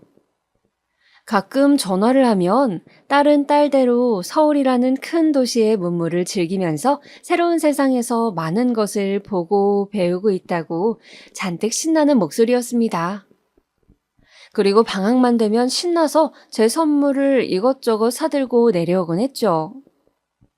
그렇게 딸이 서울대에 입학하고 2년을 마친 때였어요. 어느 날 딸에게 전화가 왔습니다. 여보세요? 딸내미 잘 있어? 별일 없지? 불길하게도 수화기 너머의 딸은 대답이 없었습니다. 그러고 보니 요즘 좀 전화가 뜸했던 것 같다는 생각이 머리를 스치고 지나더군요. 여보세요? 지연아, 듣고 있어? 한참 만에 들려온 딸의 목소리는 잔뜩 가라앉아 있었고 갈라져 있었습니다. 아빠, 아빠 보고 싶어. 저기 서울로 지금 좀 오실 수 있어요? 아빠가 너무 보고 싶은데 내가 갈 수가 없어요. 저는 뭔지 모를 불길한 예감들을 떨치며 그 길로 차를 몰고 4시간이나 되는 거리를 달려 딸의 자취방으로 갔습니다. 가는 동안 여러 가지 잡생각과 걱정이 몰아쳤지만 지금은 그저 어쨌든 큰일이 있었다면 멀쩡히 전화를 하지 못했을 거라고, 최소한 어디를 크게 다친 것은 아닐 거라며 위로를 했어요. 사실 딸은 이상하게 이번 겨울방학에는 집에 오지 않고 3학년 준비를 하겠다고 했습니다. 취업 준비도 미리 하려면 토익 학원도 다녀야 하고 이것저것 할 일이 많다고 하더라고요. 저는 그 말을 믿고 내심 섭섭했지만, 그래, 취직 준비를 요즘은 3학년부터 한다더라. 바쁜데 어쩌겠니? 그냥 다음에 아빠가 한번 서울 갈 일 있으면 들르마. 하고 얘기했었어요. 그리고 저도 지점일이 바빠서 올라가지 못하고 유야무야 했었죠. 띵동, 띵동. 간신히 딸이 살고 있는 원룸 건물로 들어서 딸의 집 초인종을 눌렀습니다. 딸은 학교 앞 신축 풀옵션 원룸에 살고 있었어요. 8평 정도 되는 집이었죠. 끼익! 무거운 소리를 내며 현관문이 열렸습니다. 그리고 열린 문틈 사이로 저에게 제일 처음 보인 것은 딸의 동그랗게 부풀어 오른 배였어요. 지연아, 딸, 너 몸이 왜 이러니? 딸은 하루 종일 울어서 퉁퉁 부은 것이 분명한 얼굴로 저에게 애써 미소를 짓더군요. 아빠 잘 지냈어요? 내가 내려갔어야 하는데 미안해요. 들어오세요. 오래간만에 방문한 딸의 자취방에는 현관에 남자 신발이 한두 켤레 나뒹굴고 있었고 옷장에도 남자 점퍼 같은 옷이 걸려있고 어딘지 제 딸의 집 같지 않은 남자 물건들이 보였습니다. 저는 순간 머릿속이 하얗게 되더군요. 너무 말도 안 되는 상황을 접하니 생각 회로가 끊겨버린 듯 했어요. 한참을 넋나간 사람같이 앉아있던 저는 딸이 뒤뚱거리며 힘겹게 가져다준 물 한 잔을 다 비우고 딸에게 다그쳐 물었습니다. 그간의 사정을 어서 말하라고요. 도대체 네 몸이 왜 이러냐고 말이죠. 딸은 사시나무처럼 떨면서 이야기를 시작했습니다. 딸이 막 대학 신입생으로 들어왔을 때 지방에서 처음 서울살이를 하는 터라 너무 외롭기도 하고 또 같은 과 친구들이 자신을 촌뜨기로 볼까봐 한동안은 서울말을 연습하기도 하는 등 사람들과 어울리는 일이 쉽지 않아서 외로웠다고 해요. 그래서 딸은 중앙 동아리라도 들자 하면서 게임 동아리를 들었는데 거기서 컴퓨터 게임을 이것저것 많이 하게 되었다고 합니다. 원래도 좀 이과 성향인지라 게임하면서 스트레스가 많이 풀리더래요. 그렇게 게임을 취미로 많이 하다 보니까 학교 동아리 말고도 온라인으로 같이 게임을 하다가 사람들을 만나는 정모도 하게 되고 정모를 나가보니 게임이라는 공통 취미 때문에 즐거워서 술자리도 하게 되곤 했다고 합니다. 그러다 거기서 한 남자를 만나게 되었다고 합니다. 그 남자는 자신은 농구를 하다가 프로 농구 선수가 되지 못해서 대학을 일반 경영학과를 가서 회사를 다니고 있다고 소개했다고 합니다. 키도 크고 눈썹이 진한 훈남 외모의 그 청년에게 제 딸은 호감을 느꼈대요. 나와 다르게 뭔가 세련된 사람 같다는 생각을 하면서요. 몇 번을 만나 게임도 하고 같이 맥주도 마시고 하면서 제 딸은 더욱 그 사람과 친밀해졌습니다. 함께 맛있는 것을 먹고 하다 보니 서로 연애를 하기로 얘기가 되었고 계속 밖에서 만나다 보니 그 사람을 자취방에도 들이게 되었다고 했습니다. 저는 그 대목에서 경솔한 딸의 행동에 너무 화가 났지만 바쁘다는 명분으로 자주 올라와 체크하지 못한 제 탓도 크다는 생각에 괴롭더군요. 그 사람은 회사 일을 하다가 한 번씩 피곤하다고 와서 자고 가기도 하고 일요일에 딸의 집에서 간식을 만들어 먹기도 했다고 합니다. 그때는 세상을 다 가진 것처럼 바보같이 그 사람에게 빠져서 지냈다고 딸은 울면서 이야기를 하더군요. 그런데 그렇게 지내던 어느 날 우연히 화장실을 간 그 사람 핸드폰에 전화가 오는데 전화를 전해주려다 딸은 그만 실수로 통화 버튼을 눌렀다고 합니다. 여보, 오늘 언제 온다고 했지? 저녁 해야 돼? 수화기 너머로 다정한 여자의 목소리가 들렸다고 합니다. 그리고 확실치는 않지만 아기 웅얼거리는 소리도요. 딸아이는 너무 충격을 받아서 그만 핸드폰을 떨어뜨리고 말았대요. 그리고 화장실을 나온 그 사람에게 따져 물었답니다. 오빠, 방금 전화 오던데 누구야? 저녁 해야 되냐고 묻던데. 부탁인데 솔직하게 말해줬으면 좋겠어. 남자는 자신을 뚫어져라 노려보며 추궁하는 제 딸의 눈을 보면서 자신이 사실은 유부남이라고 고백했다 하더군요. 갓 돌이 된 아기가 있다고. 삶이 너무 지쳐서 게임 정모라도 나가면 활력이 생길 것 같아서 나갔는데 너에게 반해버렸다고. 그래서 유부남이라고 하면 상대를 안 해줄까봐 이런 일을 저질렀다고요. 딸은 당장 나가라고 소리를 지르며 그 남자를 쫓아내고 이별을 고했다고 합니다. 딸의 인생의 첫 연애이자 첫 이별이었죠.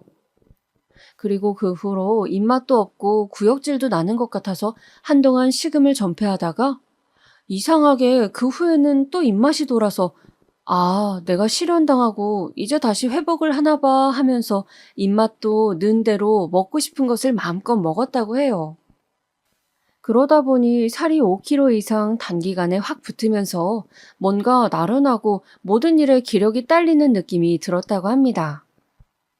특히 뱃살이 너무 쪄서 바지도 맞지 않고 불편해서 같은 과 친구가 효과 좋았다고 하던 다이어트 약을 처방해준다는 병원을 방문했는데 의사는 이런저런 증상들을 듣더니 고개를 갸웃하고는 일단 소변 검사를 해보자고 했대요. 염증 수치 같은 것을 체크해봐야 된다고요. 딸은 그렇게 소변 검사를 하고 임신이라는 청천벽력 같은 소리를 들었다고 합니다. 여자였던 의사 선생님은 임신이고 입덧 증상이 있었던 것으로 보아 개월이 좀 된 것 같으니 어서 산부인과를 가서 정확하게 몇 주나 되었는지 확인을 해보라고. 생리주기 체크 안 하냐고 자기 일처럼 안타까워 하셨다고 해요. 제 딸은 고등학생 때 입시 준비를 하면서 생리불순이 심해서 굉장히 불규칙하게 생리를 했었거든요. 제 아내도 그랬기 때문에 저도 석류다 뭐다 좋다는 것을 챙겨 먹였고요. 그런데 그 불규칙한 주기 때문에 딸은 자신이 임신했다는 것도 모른 채로 몇 개월을 지내왔던 것입니다. 마침 입덧으로 살이 쪄서 난생 처음 뱃살이 찌니 불편한가 보다라고 배가 조금 나온 것도 별스럽지 않게 여겼던 거예요. 저는 기가 차서 할 말이 없었습니다. 뱃살이 찐 것과 임신한 것을 헷갈리다니. 아무튼 정신이 번쩍 든 딸은 그 길로 허둥지둥 산부인과를 찾아갔다고 합니다. 그리고 임신 3개월이라는 진단을 받았는데 그 남자의 아이가 틀림없어서 정말 싫었지만 어쩔 수 없이 그 사람과 연락을 했다고 합니다. 사실 아이를 낳을 수 없으니 지우겠다는 이야기를 하려고 전화를 한 것인데 그 사람은 제 딸에게 그동안 보고 싶었다면서 한 번만 만나서 우리 이야기를 다시 하자고 제 딸을 설득했대요. 당연히 매몰차게 네가 임신이든 말든 내 맞냐는 등의 온갖 막장 드라마 같은 반응을 생각했던 제 딸은 그래도 완전 나쁜 놈은 아니었구나. 나를 걱정하고 있구나 하는 생각에 순간 마음이 약해져서 그놈을 만나러 커피숍으로 갔다고 합니다. 그렇게 다시 만나게 된 그날, 그 남자는 자신이 이혼할 테니 기다려달라고 절대 아이를 지우지 않았으면 좋겠다고 무릎 꿇고 애원했다고 해요. 제 딸은 이미 3개월이면 작은 개월수가 아닌데 어떻게 해야 할지 갈피가 서질 않아서 오랫동안 고민을 했다고 합니다. 처음에는 이 남자도 아이도 얼른 정리해버리고 다시 대학 공부에 매진하자는 쪽으로 기울었지만 4개월째에 접어들자 병원에서 낳는 것도 고려해보면 어떻겠냐고 딸이라고 성별을 슬쩍 말해줬다고 해요. 앞서 말했다시피 제 딸의 소원은 바로 결혼해서 딸을 낳고 엄마와 가져보지 못한 오붓한 시간을 딸과 데이트를 하며 보내는 것이었는데 하필 운명의 장난인지 그 아기가 제 딸이 그렇게 가지고 싶어 했던 딸이었던 겁니다. 초음파로 아기의 모습이 형체를 갖춰나가는 것을 보고 공주님이라는 이야기를 듣자 딸은 차마 중절 수술을 할 수 없었다고 합니다. 그렇게 딸은 미련하게 헤어진다는 그 사람의 말을 믿고 갑자기 임신부가 되었어요. 학교는 계속 다닐 수가 없어서 2학기에 휴학을 했고요. 한동안 그 사람은 정말 이혼 서류를 가지고 와서 딸의 앞에서 작성을 하기도 하고 딸의 집에 며칠씩 머물면서 몸을 챙기기도 하고 맛있는 것들을 사주기도 했답니다. 그렇게 3달 넘게 딸의 곁에서 예비신랑 노릇을 하면서 우리 신혼집은 여기로 하자. 조만간 부모님께 인사드리자. 신혼여행은 멀리 못 가겠지만 그래도 어디라도 가자며 계속 딸을 홀렸더군요. 딸은 저에게 이제 그 사람을 인사시켜야 한다는 생각에 이혼은 언제 정리되냐고 재촉을 했습니다. 그 남자는 지금 이미 숙려기간이라고 조금만 기다리면 최종 마무리된다고 넌 아무 걱정 말고 몸이나 챙기라 얘기했대요. 그러던 어느 날이었습니다. 딸의 원룸 앞으로 웬 젊은 여자가 아기띠를 하고 찾아왔대요. 그 여자는 딸을 보고 대뜸 여기 우리 남편 있죠? 이 인간이 그렇게 말을 했는데 아직도 여기 있으면 어떡해 아가씨. 정신 차려요. 저 인간 완전 바람둥이에요. 바람핀 전적이 화려하다고요. 나는 재산 때문에 지금은 이혼을 못해요. 그러니까 아가씨가 물러나세요. 다짜고짜 여자는 그런 말을 남기고 딸의 집에 같이 있던 그 남자를 끌고 가버렸다고 합니다. 남자는 다시 연락이 와서 지연아, 내가 꼭 정리할 테니 기다려. 그동안 우리 아기 잘 있을 거라고 믿을게. 사랑해. 내 사랑은 오직 너뿐이야. 꼭 기다려줘. 하며 전화를 끊었다고 합니다. 딸은 혼란스러웠지만 1달 정도를 더 기다려봤대요. 그런데 그 후로 남자는 연락이 되질 않아서 딸은 속은 것이 아닐까 미칠 지경이 되어서 사방으로 남자를 찾아다녔다 합니다. 남자가 다닌다고 말한 회사로 찾아가 보기도 하고 산다고 한 동네 집 앞에 가서 수소문해 보기도 하면서요. 그런데 그날 이후 남자의 흔적은 모두 사라지고 어디 멀리로 이사를 간 것인지 전화도 불통이 되고 행방이 묘연해졌다고 합니다. 딸은 긴 이야기를 마치고 울면서 저를 보면서 말했습니다. 아빠, 내가 아빠가 놀랄까봐 혼자 잘 수습해보려고 했는데 알고 보면 나쁜 사람 없다던 아빠 얘기를 내가 믿고 그 사람이 이혼할 거라고 생각한 게 너무 순진했나 봐. 차라리 임신 초기에 아빠한테 말했다면 좋았을 텐데. 난 진짜 헛똑똑이인 것 같아. 이제 6개월이나 됐는데 어떡하지? 저는 그 길로 딸을 산부인과로 데리고 갔습니다. 아기는 안 되었지만 내 딸의 인생을 망칠 수는 없었어요. 그래서 독하게 마음을 먹고 뱃속에서 자라고 있는 아이를 어떻게든 내 딸의 인생에서 지워야 한다고 생각했죠. 그렇게 산부인과를 가서 의사 선생님께 사정을 했는데 대부분 병원에서는 중절수술 자체가 불법이고 이미 6개월이라 위험하다는 이야기만 했습니다. 시기도 늦었을 뿐더러 잘못하면 산모나 아이나 좋지 않다는 말뿐이었어요.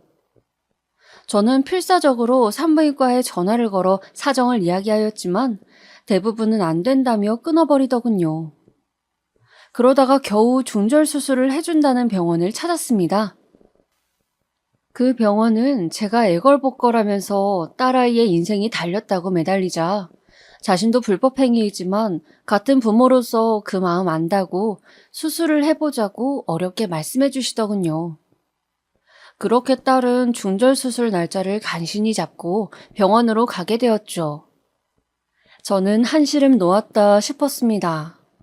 이제 수술을 무사히 끝내고 딸 몸만 잘 추스르면 된다는 생각으로 딸에게 걱정 말고 한숨 푹 잔다 생각하라고, 아빠가 휴가 내서 몸조리 도와줄게 라고 딸의 손을 잡고 이야기했어요. 딸은 어딘지 모르게 어두운 표정으로 수술실로 들어갔고요. 저는 초조하게 수술실 밖에서 딸을 기다렸습니다. 그런데 1시간은 걸릴 것이라던 수술실 문은 들어간 지 10분이 되질 않아 다시 열리는 것이었어요. 그리고 여전히 동그랗게 부푼 배를 하고서 딸아이가 다시 나오더군요. 침대에 누운 채로 딸은 눈물을 흥건히 흘리고 있었습니다. 저는 얼른 달려가 딸의 손을 잡았습니다. 아빠, 나 이 아기 이렇게 하늘나라로 보낼 수 없어. 내가 엄마인데 그렇게 할 수가 없어. 멀쩡한 아기를 어떻게 그래. 내 딸인데. 내 딸이야, 아빠. 저는 하늘이 무너지는 것 같았습니다. 수술장에 들어가서 수술 과정을 듣는데 개월수가 많아 실제 아기를 출산하듯이 출산하고 그 후 팔다리가 다 있는 멀쩡한 아기를 하늘나라로 보낸다는 그 말을 듣고 제 딸은 도저히 수술을 할 수가 없었다고 합니다. 이미 아기는 사람의 형체로 너무 자라 있었고 제 딸의 뱃속에서 움직이고 있었으니까요. 그렇게 제 딸은 미혼모의 길을 선택했습니다. 저는 필사적으로 설득하고 또 설득했지만 무엇보다 생명이 중요하다는 딸의 이야기를 결국 들어줄 수밖에 없었습니다. 그럼 아이 아빠를 찾아가 단판을 짓자고 했지만 딸은 어디 있는지 모르고 사진 한 장 없다고 했어요. 흥신소라도 이용해서 찾아보겠다 하니 원치 않는다고, 다시는 보고 싶지 않다고 우는 것이었습니다. 그래서 그렇다면 미혼모로 아이를 키우는 것은 반대고 호적이라도 내 쪽으로 입적시키라고 했습니다. 법적인 절차를 알아보니 아이 부모가 동의하면 되고 가정법원에서 처리할 수 있다고 하더군요. 그렇게 저는 제 호적에 제 손녀를 올리게 되었습니다. 제 딸은 자신의 딸과 법적으로는 자매가 된 것이었죠. 그렇게 3달을 채우고 딸은 자연분만으로 건강한 아기를 출산했습니다. 아기는 3.3kg로 무게도 적당하고 아주 눈이 똘망똘망한 예쁜 아기였습니다. 저는 아기를 낳는 것을 반대했지만 막상 눈앞에 손주를 보자 너무 예뻐서 정신을 못 차리겠더군요. 제가 부지점장으로 받는 월급이 꽤 되었기 때문에 1년 동안 딸은 학교를 휴학해둔 채로 산후조리를 하면서 아주머니도 쓰고 편하게 몸조리를 하게 했습니다. 이렇게 우리 가족은 새 식구가 되었죠. 딸은 가끔 병원에 예방접종을 가거나 검진을 가면 부부가 아기를 데리고 오는 사람들을 볼 때마다 눈가에 눈물이 고였습니다. 저 몰래 눈물을 닦다가 들킨 적도 있었죠.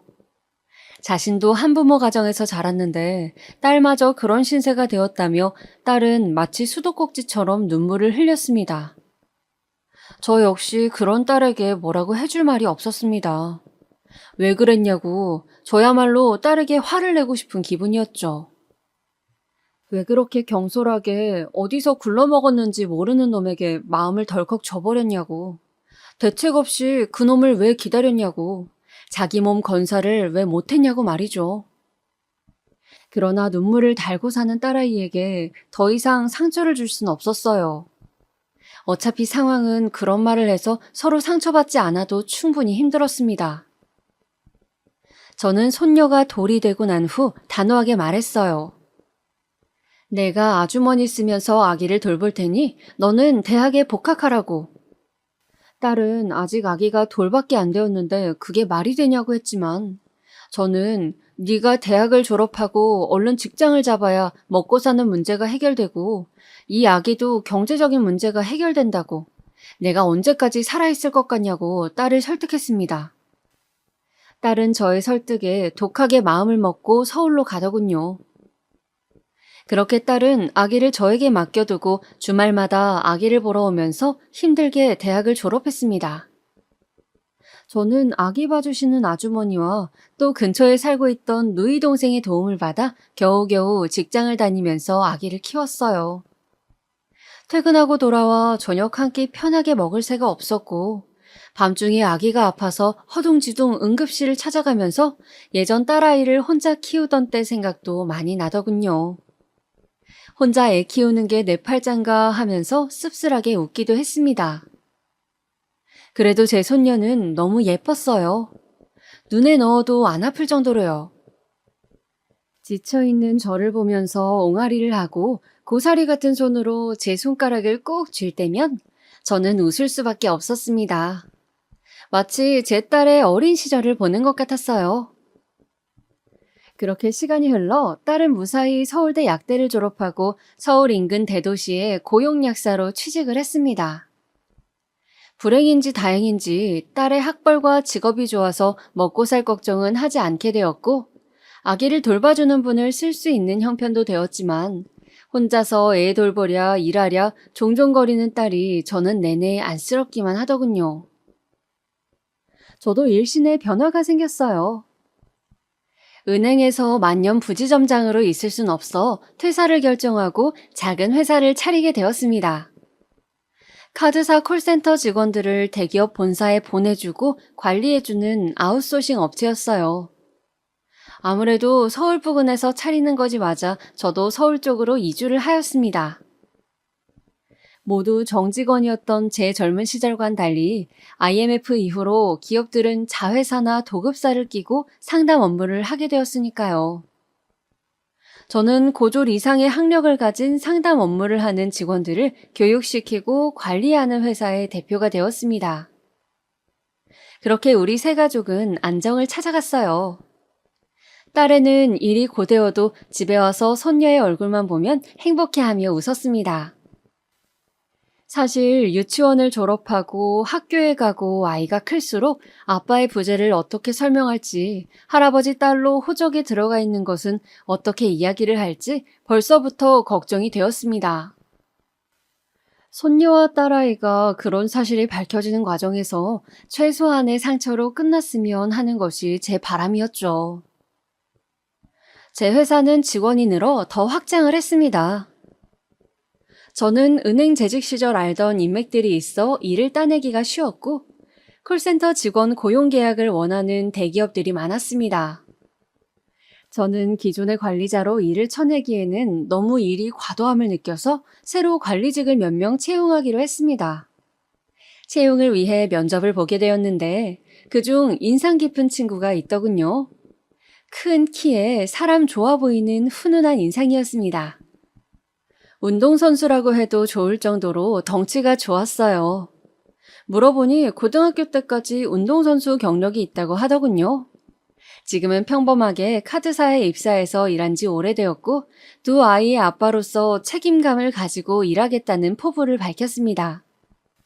면접을 보면서 저도 손녀가 있다고 너무 이쁘다고 하자 그 젊은이는 자신도 딸과 아들이 있는데 너무 예쁘고 사랑스럽다고 벌써 손녀가 있으셔 좋으시겠다고 하더군요. 저는 그 친구에게 매니저라는 직함을 주고 김 매니저라고 부르며 친하게 지냈습니다. 카드사 본사의 경력이 오래되어서인지 일도 깔끔하게 잘하고 은행 쪽 업무가 더 잔뼈가 굵었던 저보다 오히려 업무적으로 도움받을 일도 많이 있었어요. 김 매니저와 저는 한 번씩 술도 한잔 하는 정도로 친해졌습니다. 업무 이야기도 하고 서로 사는 고충을 이야기하며 저는 그렇게 정을 쌓아갔죠. 그는 아내 이야기를 하면서 자식들과 행복하다고 하면서도 자신이 사실 여자를 좋아한다고 고백하더군요. 놀라서 무슨 소리냐고 하자 그런 거 있잖아요. 왜 아내처럼 소중하고 그런 건 아닌데 한 번씩 연애의 짜릿함을 느껴보고 싶은 그런 욕망이 있다고 하더라고요. 실제로 몇 번 데이트도 하고 그랬다고요. 저는 순간 제 딸의 인생을 망친 그 유부남이 생각나서 화가 치밀어 올랐습니다. 그래서 저는 김 매니저에게 술을 거나하게 먹고는 그런 식으로 부도덕하게 살지 말라고 소리를 질렀죠. 김 매니저는 제가 술에 취해 그런 줄로 생각하고 그냥 네네 하면서 저를 부축하더라고요. 저는 김 매니저의 그런 부분은 마음에 들지 않았지만 대놓고 딴 살림을 차리는 것도 아니고 내가 김 매니저 마누라도 아닌데 라는 생각으로 그 후에도 적당히 친하게 지냈습니다. 일요일이면 함께 등산도 가고 하산하면서 막걸리에 파전을 걸치기도 하고요.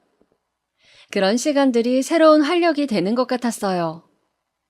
한동안 제가 그렇게 얼굴에 혈색이 돌자 딸이 저녁을 먹다가 묻더군요. 아빠, 요즘 무슨 좋은 일 있어요? 얼굴이 좋아 보이세요. 아빠가 요즘 부하 직원 중에 굉장히 친해진 직원이 있거든. 그 녀석이랑 술도 한잔하고 등산도 하고 하니 하루하루 즐겁고 재미있더구나. 딸은 기뻐하면서 그럼 아빠랑 친한 그 직원분 언제 저녁 식사에 초대하라고 어떤 분인지 궁금하다고 하는 것이었습니다. 아빠랑 그렇게 친하다는데 한번 식사 대접을 하고 싶다는 거였어요. 저는 딸이 그렇게까지 이야기를 해주니 더 신이 나서 지난 일요일 같이 등산을 가서 찍은 사진을 보여주었습니다. 봐봐, 여기 연두색 등산 점퍼 입은 친구? 이 친구가 바로 김 매니저야. 일도 잘하고 굉장히 좋은 친구야. 정상에 올라가서 우리들이 이렇게 만세를 부르면서 사진도 찍었다니까. 그런데 어쩐지 폰 사진을 보는 제 딸의 반응이 심상치가 않았어요. 딸은 제가 잡고 있던 딸의 어깨가 조금 떨리더니 딸은 제 말에 대답을 하는 둥 마는 둥 하면서 갑자기 몸이 안 좋다고 방에 가서 쉰다고 했습니다. 그 후로 며칠간 딸은 컨디션이 안 좋다고 방에 쏙 들어가 버리고 아이 케어만 열심히 할 뿐 저에게 말을 걸지 않았어요. 저는 딸이 갑자기 왜 저러나 싶었지만 무슨 일이든 있다면 이야기해주겠지 싶어서 기다려보기로 했습니다. 그렇게 한 달 정도 시간이 흐른 무렵 딸이 저에게 떠보는 듯이 말을 걸었습니다.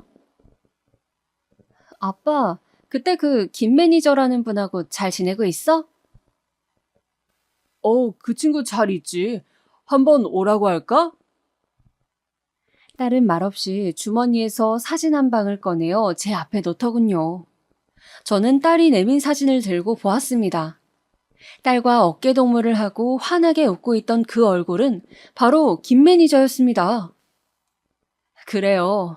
그 인간이 바로 내 딸을 미혼모로 만들고 내 손녀를 아비 없는 자식으로 만든 채 자취를 감추어버린 그 인간이었던 겁니다.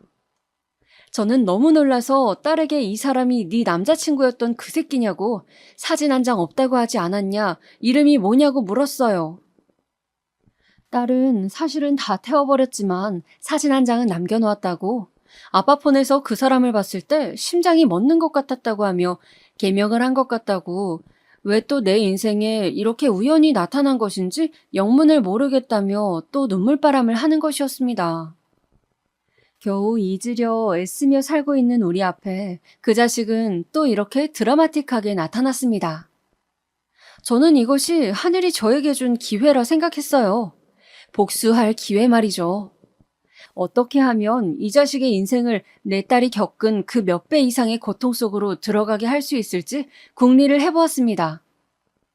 일단 표면적으로는 김 매니저와 계속 친한 사이를 유지하면서 김 매니저의 관심사를 떠보기 시작했어요. 김 매니저는 요즘 주식에 관심을 갖고 있다며 저에게 우량주 혹시 아는 것 있냐고 혹시 정보 같은 거 있냐고 물어오는 것이었습니다. 저는 이때다 싶어 처음에는 모른다고 잡아떼며 감질나게 하다가 마침내 직장 다니다 때려치고 아예 지인들 주식만 돌려주는 일을 하는 친구가 있다고 원한다면 소개해주겠다.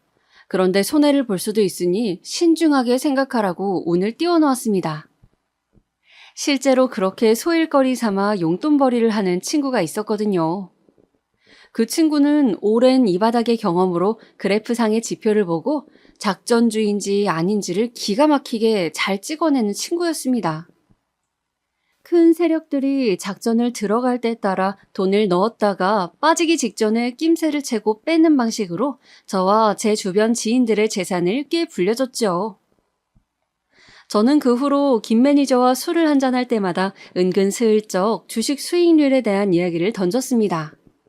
그리고 많이 위험하다고 알려져 있는 선물 거래까지도 이 친구가 하는데 아직 마이너스가 크게 난 적이 없고 거의 회복했다며 계속해서 유혹의 말을 남겼습니다. 김 매니저는 본인도 카드사에 오래 있었던지라 선물은 위험해서 내키지 않는다고 주식한다는 그 친구분 진짜 작전줄을 아는 거냐고 못 믿는 기색이었지만 사람이란 본디 같은 말을 반복해서 계속 듣고 옆 사람이 계속 수익이 나는 것을 보여주면 넘어오게 되어 있죠. 결국 지속적으로 제 이야기를 듣고 제 통장 잔고를 보여주고 장기간 이득이 난 것을 확인한 김 매니저는 제 친구에게 주식 컨트롤을 맡기게 되었습니다. 처음에는 경계 모드로 1,000만 원 정도를 넣더니 6개월 이상 10에서 20% 이상의 수익이 나자 아파트 청약이 당첨되어 잔금을 치려고 모아둔 2억의 대부분을 몽땅 밀어넣으면서 과감하게 투자하더군요. 저는 제가 이렇게 이야기한 것에 흔들려 자신의 재산의 대부분을 주식에 밀어넣는 그의 모습을 보면서 이것이 하늘이 너에게 주는 천벌이라고 생각했습니다. 내 딸 눈에 눈물 나게 한 이상 나 역시 니놈 눈에 피눈물을 받아내야겠다는 생각이었어요. 그래서 친구에게 일부러 작전주 다 빠지고 한 템포 늦게 눈치채지 못하도록 조금씩 손해를 보게 해달라고 부탁했습니다. 친구는 처음에는 내키지 않아 했지만 제 딸과 저의 사정을 듣고 그 원수가 그놈이라는 것을 알자 티 안 나게 협조해주기로 했습니다. 저는 그에 응당하는 제 자산관리 등의 일을 그 친구에게 더 주기로 했고요. 포커페이스를 유지하면서 계속 친하게 지내려니 역겨웠지만 저는 그놈에게 화끈하게 복수할 그날을 기다리면서 표정을 유지했습니다. 처음에 수익률이 잘 나자 김 매니저는 무척 고마워하더군요. 자신이 코인에 투자했다가 손실을 봤는데 안 그래도 처가 돈까지 끌어쓴 터라 아내에게 할 말이 없었는데 그걸 다 상쇄할 수 있을 수익을 대표님 덕분에 얻게 되었다며 고급 정보를 줘서 고맙다고 저에게 술까지 사더군요. 그리고 드디어 복수의 그날이 왔습니다. 여보세요? 대표님, 지금 주식 보셨어요? 주가가 갑자기 너무 휘청거리는데요. 그러게 말이야. 자네 그런데 박 사장은 뭐라던가? 박 사장님은 기다리라고만 하시던데요. 조금 더 있어야 한다고. 그런데 지금 손실이 70%다 되어가는데 괜찮을까요, 이거? 일단 나는 박 사장 말대로 기다려보려고 하네. 자네도 좀 기다려보게나. 겪어보면 나쁜 사람이 어디 있나? 박 사장 말을 믿어야지. 그동안 이득 보게 해준 것도 있는데 우리가 경거망동하지 말고 기다려봅세. 저는 태연하게 기다려보자는 말만 반복하면서 전화를 끊었습니다. 제 딸에게 지옥 같은 시간을 기다리라는 말로 달래며 사라진 그놈 역시 애간장이 타는 기다림의 고통을 겪기를 바라면서요. 곧 또 전화가 울리더군요. 대표님, 그런데 지금 주가가 너무 안 좋습니다. 이제라도 빼야 할 것 같아요. 이러다 본전 다 털리게 생겼다고요. 기다려보게나. 어디 박 사장 말 틀린 적이 있던가? 박 사장은 우리를 상대로 사기치거나 다른 소리 할 사람이 아닐세. 곧 회복세로 돌아선다는 정보가 있다고 하니 지금이 마지막 고비야. 지금만 버티면 모든 것이 다 잘 될 걸세. 나는 일단 버틸 생각이니 자네는 쫄리면 빼게나. 그 자식은 욕심이 많은 놈이었습니다. 그러니 제 딸과 본부인을 놓고 둘 다 가지려 했겠죠. 제가 분명 마음에 걸리면 빼라고 했는데도 그놈은 제 말에 현혹되어서 빼지 않고 안절부절 못하며 버티더군요. 그 결과 그놈이 잔금을 칠 거라던 2억의 돈은 거의 사라져버렸습니다. 마침내 그놈의 재산이 회복 불가능한 상태에 이르렀을 때 저는 마음 한구석이 뻥 뚫리는 쾌감을 느꼈습니다. 세상에 인과응보는 존재하는 것이었어요. 역시 득달같이 전화가 울리더군요. 여보세요? 대표님 말만 믿고 기다렸는데 이게 어떻게 된 일입니까? 저는 카드사 일한 저보다는 은행권에서 임원까지 하신 대표님을 믿고 친구분께 맡긴 곳인데 이게 어떻게 된 일이에요? 저 망했습니다. 망했다고요. 계속 기다리다가 지금 온 가족이 길바닥에 나앉게 생겼습니다. 그놈은 저를 죽일 듯이 고함을 지르더군요. 거의 짐승의 울부짖음 수준이었습니다. 저는 그동안 여러 번 연습해서 줄줄 외우게 된 회심의 마지막 멘트를 날렸습니다. 자네가 그렇게 순진하게 계속 기다릴 줄은 몰랐지. 왜? 자네는 남에게 기다리라고 하고 뒤통수만 쳤지 본인이 당할 건 생각 못했나? 남의 눈에 피눈물 뺐으면 언젠가 처절하게 당할 각오를 했었어야지. 자신이 저지른 죄값은 반드시 어떤 형태로든 돌아온다는 것을 똑똑히 명심하며 살아. 이 개자식아, 자네는 당장 해고야. 내일부터 출근하지 말게. 저는 그렇게 제 딸을 기다리게 만들고 평생 가는 상처를 준 그놈을 망하게 만들었습니다.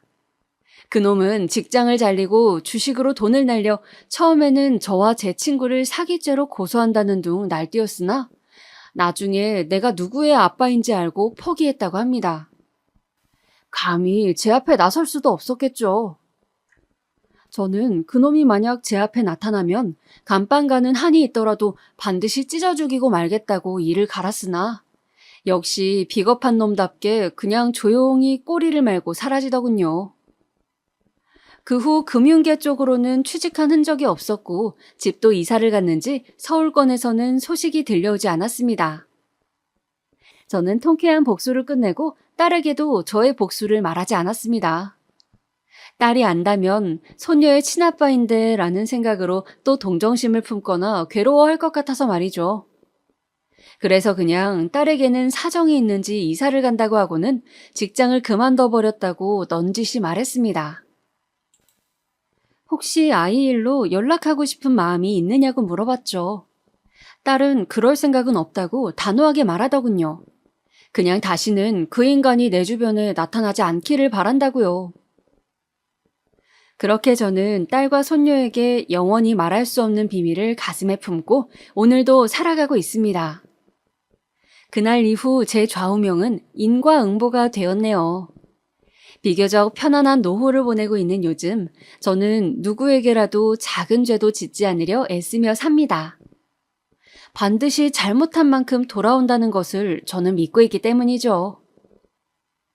여러분, 제 가슴속 이야기를 들어주셔서 감사합니다. 이제 겨울이 끝나고 곧 봄이 오겠지만 아직 날씨가 쌀쌀하네요. 코로나 조심하시고 즐거운 하루 보내시길 바랍니다.